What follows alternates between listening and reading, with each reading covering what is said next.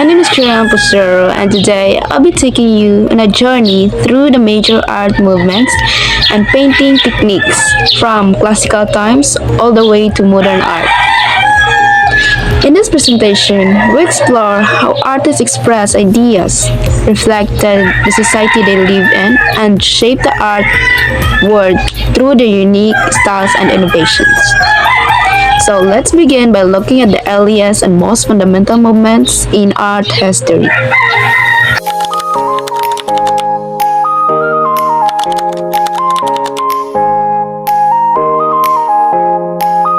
So our first movement is naturalism. Naturalism focuses on representing subjects as realistically as possible.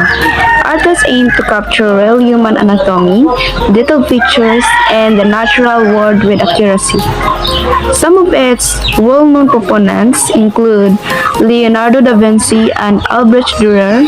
Naturalism flourished during the Renaissance period in 15th to 16th century Europe, a time when artists studied science, anatomy, and perspective. The belief of this movement is simple: art should look real. A great example is Leonardo's Vitruvian Man, which shows perfect human proportion and detailed anatomical observation, exactly what naturalism stands for. Next is humanism. Unlike naturalism, which focuses on realism, humanism focuses on the value, dignity, and potential of human beings. Artists like Michelangelo and Raphael lead this movement. Humanism was heavily influenced by the classical thinking in ancient Greece and Rome. Its main belief is that humans are capable, intelligent, and worthy subjects of art. Angelo's David captures human beauty and ideal strength, showing how humanism celebrated the greatness of the human form. Next is the fresco painting.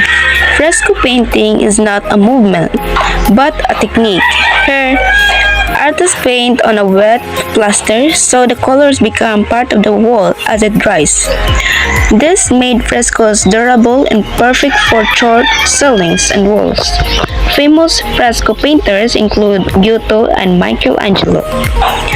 Michelangelo's Sistine Chapel ceiling is a perfect example, filled with dramatic figures, and the stories painted directly on the ceiling's plaster. Next is tempera painting. Tempera painting uses pigments mixed with egg yolk, creating smooth and detailed textures. It was widely used from the medieval period to the early Renaissance. One of its masters is Sandro Botticelli. In The Birth of Venus, you can see the delicate lines and soft colors typically of tempera. The technique creates a glowing, gentle finish that became iconic in early Renaissance art. Next is the oil painting. Oil painting mixes pigments with oil, allowing deep colors to slow drying and very fine details. It became popular during the Northern Renaissance, especially in 15th century Europe. A major figure of these techniques was Jan van Eyck. In the Arnolfini portrait, Van Eyck used oil paint to create realistic textures such as glass, fabric, skin, and light reflections, making oil painting one of the most revolutionary techniques in art.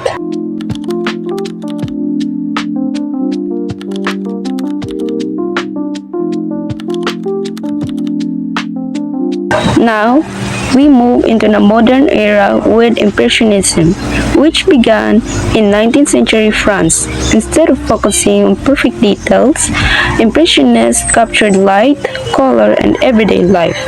A leading figure is Claude Monet.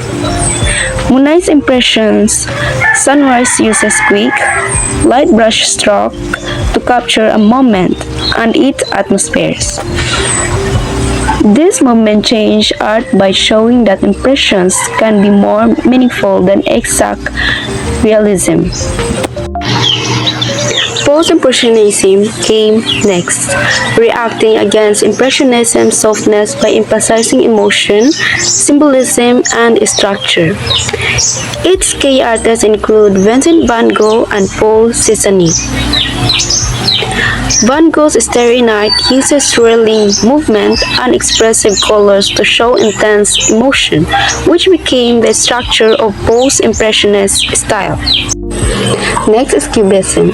Cubism, developed by Pablo Picasso and Georges Braque, broke objects in geometric shapes and showed multiple viewpoints at once. It began in the early 20th century in Paris. The belief of Cubism is that reality can be understood from many angles, not just one. Picasso's Les Demoiselles d'Avignon shows this with fragmented shapes and bold abstraction. Next is Cubism. Cubism is known for its use of bright and unnatural colors. It appeared in the early 19th in France. Its leading artist was Henri Matisse. In Woman with a Hat, Matisse uses bold colors not to imitate reality, but to express feeling and energy. That emotional use of color defines Cubism. Next is Expressionism. Expressionism moves even further into emotion. Instead of showing what the world looks like, Expressionist art shows what it feels like. A major figure is Edvard Munch. In the Scream, the distorted shapes and intense colors express anxiety, fear, and emotional tension, a strong characteristic of Expressionism. Next is Dadaism. Dadaism appeared after World War I. It challenged the meaning of art itself through humor, randomness, and anti-art ideas. A major proponent was Marcel Duchamp. Duchamp's fountain, which is literally a urinal, questions what art should be and whether anything can become art if an artist declares it so. Next is Surrealism.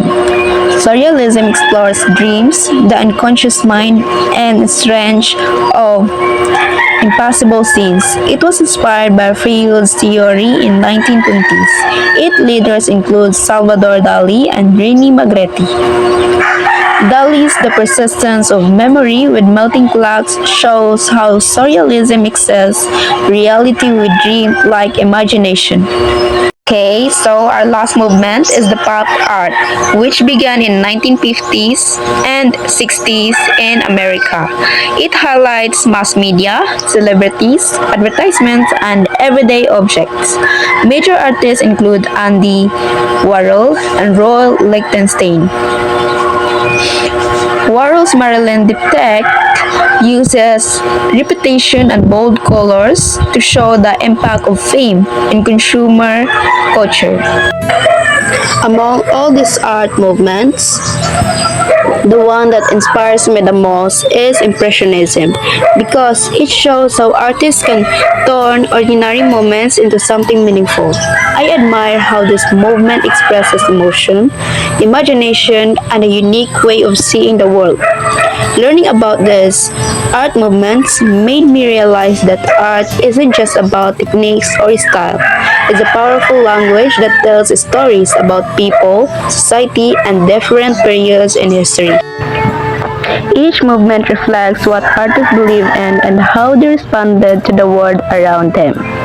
Thank you for watching, and I hope it encouraged you to explore art more deeply and see creativity in new and inspiring ways. Bye-bye!